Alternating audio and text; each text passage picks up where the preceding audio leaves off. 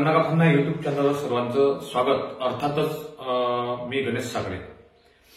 आजचा आपला विषय आहे अमरावती जिल्ह्यातले जे दोन सभागृहात बोलणारे ताकदवर नेते होते। शेतकऱ्याचे प्रश्न असो, अंध, अपंग आणि गरजूवंतांसाठी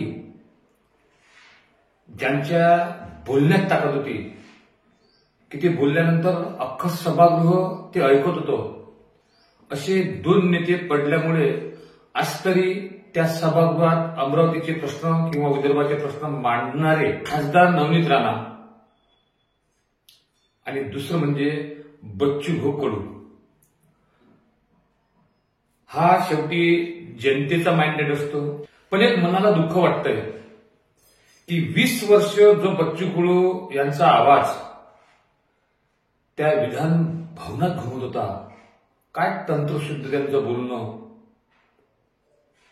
मग ते शेतकऱ्याचे प्रश्न मांडण्याचा भाग असो का अंध अपंग या लोकांसाठी प्रश्न मांडण्याची त्यांची शैली होती, किंवा ते सभागृहातून त्यांना जे वाटते ते पास करून घेणं असो, हा एक शैलीदार आमदार की भाषणातला जेव्हा उभा राहतो तेव्हा त्यांचं भाषण ऐकावंच लागतं, ऐकावंच वाटतं। असे काही मोजके लोक आहेत की त्यांच्या भाषणात दम राहतो, मनापासून वाटतं की नाही हे लोकांसाठी तळमळीने बोलतात। पण 40 वर्षाचा ज्या सेवा होती त्यामध्ये त्यांना 20 वर्ष लोकांनी दिले। प्रामुख्याने कारण म्हणजे त्यांनी मतदारसंघात लक्ष न देता ते महाराष्ट्रात तिसरी आघाडी खोलून तिसऱ्या आघाडीच्या माध्यमातून ते पर्याय निर्माण करणार आहे त्यांनी विचार केला, पण तो प्रयत्न फसला। महाआघाडी तर डुबली तिसरी आघाडी, पण त्यांच्याबरोबर स्वतः ते डुबले। काही लोकांचं असं म्हणणं होतंय की यांना घरी बसवणं सुद्धा भाग होतोय, कारण नवनीत राणा यांनी जेवढी काही अमरावती जिल्ह्यातले, मग ते स्वपक्षातले असो का बीजेपीतले असो का कुठली असो, हे जे मातम त्या बाईला आला होता त्यामुळेच लोकांनी तिला 19,000 पाडलं। भारताच्या संसदमधून बाहेर झाली, प्रश्न शेतकऱ्याचे उठवताना ज्या ताकदने ते उठत जाईल तो आवाज आज दिसणार नाही। आणि त्या कॅबिनेट मंत्री जर झाल्या असता तर डॉक्टर पंजाबराव देशमुख नंतर त्या दुसऱ्या कॅबिनेट आल्या असत्या आपल्या इथल्या, आणि त्या बाईची ताकद एवढी आहे की त्यांनी नक्कीच अमरावती जिल्हा हा नंदनवन केला असता। पण आज लोक तो विचार करत नाही। लोकांना विचार कोणता येतो? सौम्य स्वभावाचे बळवंतराव वानखडे, जातपात धर्म न पाहता त्यांना त्यांनी निवडून आणलं, कारण लोकांना हा जो बोलण्यातून जो अतिरेक राहते तो कुठं पटत नाही, त्यामुळे तो त्या बाईला धक्का बसला। पण नुकसान ऑलरेडी अमरावती जिल्ह्यात झालं तसं म्हणण्यास काही हरकत नाही, कारण आज बळवंतभाऊ विरोधी पक्षात आहेत, निधी त्यांना फक्त खासदारकीला जेवढा येईल तेवढाच ते वितरित करतील, पण या बाईने जास्तीचा निधी आणला असता। तोंडावर जर थोडंसं कुलूप ठेवलं तर मला असं वाटतं नवनीत राणा यांचं बरंच काही साध्य होऊ शकते।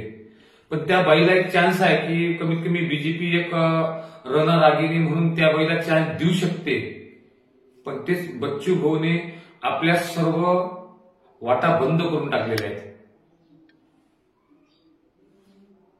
उद्धव साहेब ठाकरेंनी 2 आमदारांवर त्यांना राज्यमंत्रीपद दिलं होतं, पण त्याच्या उपकाराची परतफेड त्यांनी अशी केली की ते शिंदेच्या मागे गेले आणि शिंदेच्या मागे जाऊन हाती धुपारणं आलं।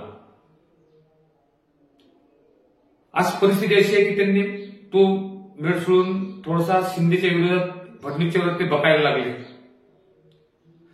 महाविकास आघाडीचा चान्स गेला, महायुतीचा चान्स गेला, त्यामुळे आज 5 वर्ष बच्चू कडूला काम करून कामाच्या भरोशावर त्यांना समोर यावं लागेल, कारण की त्यांचा कोणी वालिदार नाही आहे।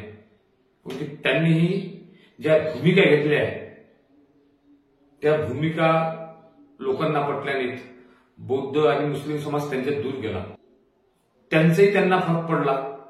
बाकी माणूस बच्चूभाऊ म्हणून एक नंबर आहे, कारण त्यांना एक मिस कॉल जरी दिला तरी तो मिस कॉलवर एवढा महाराष्ट्रात गाजलेला माणूस त्या मिस कॉलवर परत ते फोन करतात, असा सध्या तरी कोणता आमदार नाही किंवा कोणता नेता नाही. म्हणजे त्यांची नाळ ही जनमानसातल्या लोकात जुळलेली आहे. पण पवित्रे उलटे गेले. हे बुलंद आवाज एक संसद भवनात आणि एक विधानसभा भवनात शेतकऱ्याचे पोट तिडकीनं प्रश्न मांडणारे आज आवाज आपल्याला अमरावती जिल्ह्याचे ऐकू येणार नाहीत. प्रश्न मांडणारे आहेत, पण ते प्रश्न मांडून ते ज्या तऱ्हेने ते मांडत होते ते तरा त्यांची वेगळी होती. नवनीत राणा पहिलंच पंचवार्षिक योजने होती, पण डेअरिंग एवढं भयानक होते की ते संसद बनवून सोडत होते. बच्चू भाऊचं तर अफलातून काम होतं. हृदयाला ठाव घेणारे त्यांचे शेतकऱ्याविषयी, अपंगाविषयी भाषण, त्यांचं वक्तृत्व आणि त्यांच्या मनात कुणी बोलायला तयार होतं. असे क्वचित वक्ते आहेत की राज ठाकरे, बाळासाहेब ठाकरे यांचे भाषण माणसाला ऐकावं वाटतात. त्यापैकीच एक बच्चू भाऊ होते. आज बच्चू भाऊचा आवाज जरी बंद पडला असेल, पण ते कार्य सतत तेवत ठेवतील, कारण जनतेसोबत जुळलेले ना. लोकांना थोडंसं त्यांचं खटकलं की एक रुपया मागणारा माणूस आमदार होतो आणि आज ते अधिवेशन करतात, आंदोलन करतात, तर ते आळमात पैसा आला कुठून हे लोकांच्या मनात थोडंसं बसलं होतं. काही असो, पण अमरावती जिल्ह्यातले हे दोन आवाज आज तरी म्यूट झाले असं म्हणण्यास काही हरकत नाही. हा व्हिडिओ आवडला नक्कीच लाईक, सबस्क्राईब, शेअर करायला विसरू नका. गंडा कापड चॅनल आपलं चॅनल, आपल्या मातीतलं चॅनल. धन्यवाद.